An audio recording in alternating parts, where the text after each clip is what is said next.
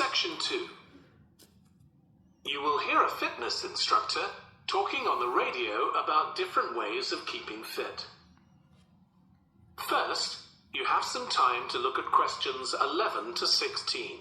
Now listen carefully and answer questions 11 to 16. So, if you're one of those people who hasn't found the perfect physical activity yet, here are some things to think about which might help you make the right decision for you. The first question to ask yourself is whether you would enjoy training in a gym.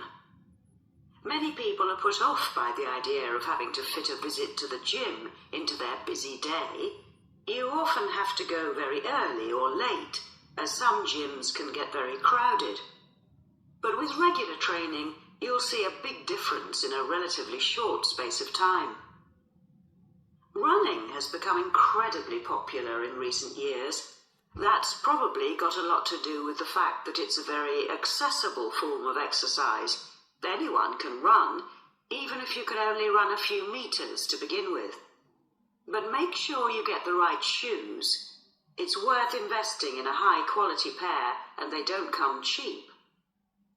Another great thing about running is that you can do it at any time of day or night.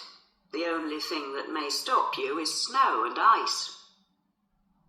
Swimming is another really good way to build fitness. What attracts many people is that you can swim in an indoor pool at any time of year. On the other hand, it can be quite boring or solitary. It's hard to chat to people while you're swimming lengths. Cycling has become almost as popular as running in recent years. That's probably because, as well as improving their fitness, many people say being out in the fresh air in a park or in the countryside can be fun. Provided the conditions are right, of course. Only fanatics go out in the wind and rain. Yoga is a good choice for those of you looking for exercise which focuses on developing both a healthy mind and body. It's a good way of building strength, and with the right instructor, there's less chance of hurting yourself than with other more active sports. But don't expect to find it easy. It can be surprisingly challenging, especially for people who aren't very flexible. Getting a personal trainer is a good way to start your fitness program. Obviously, there can be significant costs involved, but if you've got someone there to encourage you and help you achieve your goals, you're less likely to give up. Make sure you get someone with a recognized qualification, though, or you could do yourself permanent damage. Before you hear the rest of the radio program, you have some time to look at questions 17 to 20. Now listen and answer questions 17 to 20.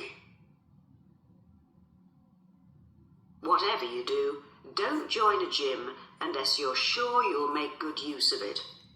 So many people waste lots of money by signing up for membership and then hardly ever go. What happens to their good intentions? I don't think people suddenly stop caring about improving their fitness or decide they have more important things to do.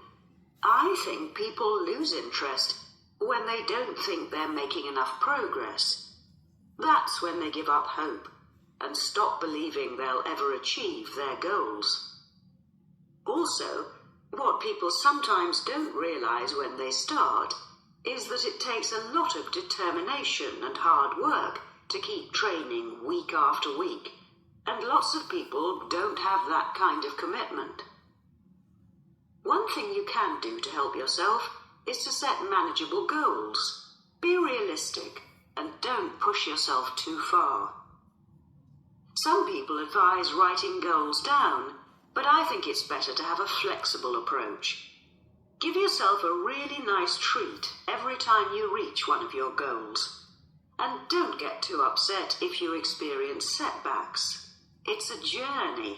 There are bound to be difficulties along the way.